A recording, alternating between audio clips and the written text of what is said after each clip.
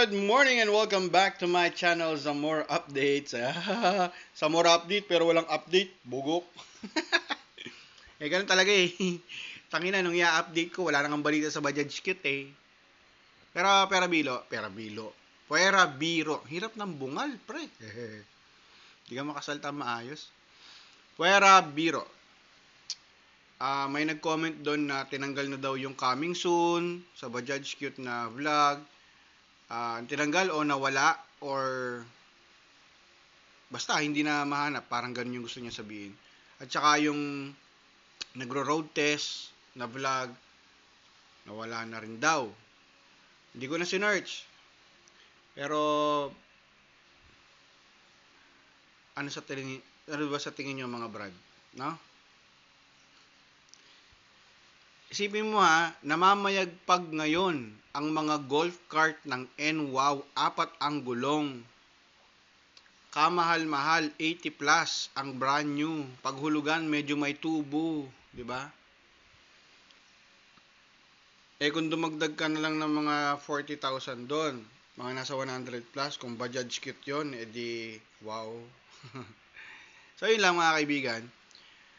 Bilang vlogger at naging niche ko ang Bajaj Cute, ayoko naman kayong lokohin. Okay? Ako rin, ganun na rin ang pakiramdam ko. Oh,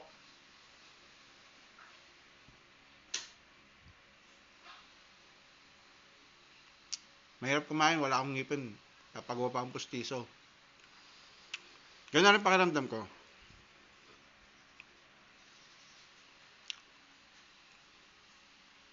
Di na. Di na darating. Nakakalungkot mang aminin, mahirap mang sabihin, pero dapat yata nating tanggapin at kalimutan na natin. Bajaj Cute.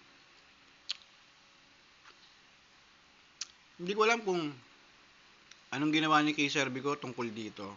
Siguro naman marami naman taong may alam na ang may dala dun sa 3-wheel bike nila is Kay Serbico, di ba?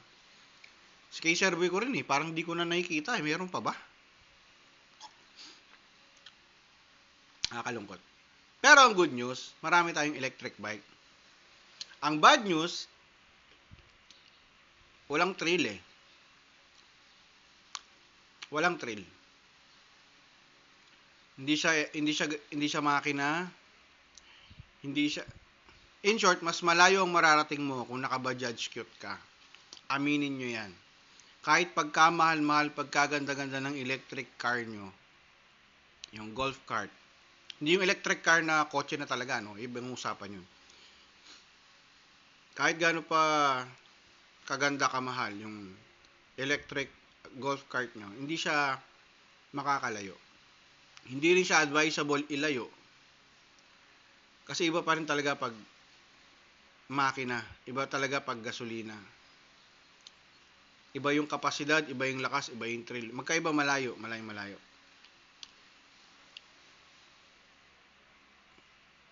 Sayang. Pero kung ano man mahagilap yung balita, mag-comment lang kayo. Baka naman mali ako, baka naman nagdadrama akong ganito, tas bukas pagmulat ng mata ko, puta may Bajaj Cute na sa kalsada. Sana ganun, pero hindi natin masabi. So yun lang, ipagpasalamat na lang natin na maraming ibang product dyan na pwedeng pamalit sa kanya. Ang problema lang kasi, ang nakakalungkot lang, hindi naman kasi tatapat sa kanya. Yun lang. Bumalik lang ako sa pagbablog ng Bajaj Cute para lang makisawsaw sa kwentuhan at may ma-i-vlog ko lang yung nag-comment, no? Tungkol dun sa yung coming soon daw na vlog na wala, yung vlog na sa road test na wala, para lang ibalita sa inyo at mabigyan ng atensyon yung post na yon, yung comment na yon. Kasi pakiwari ko, tama siya. Ay lang mga tropa, pinaabot ko lang talaga ng 5 minutes para naman hindi sayang effort. Ganun pa man, sa lahat po na nakamotor dyan, 2, 3 ang gulong. Mag-iingat po kayo palagi sa pagdadrive. Ang dami pong aksidente na nangyayari ngayon, specifically dito sa kung nasan lugar ako sa Pampanga. Hindi ko lang kung nakita nyo na yung sa Mawake ba yun, yung coaching sumalpok dun sa truck. Ayan, kotse na yun ha. Siyempre kung 2 lang gulong mo o 3, hindi ka pa rin ligtas sa aksidente. So lagi pong mag-iingat. So again, my name is Mark from Zamora Updates. Balitaan tayo. Medyo na busy lang ako.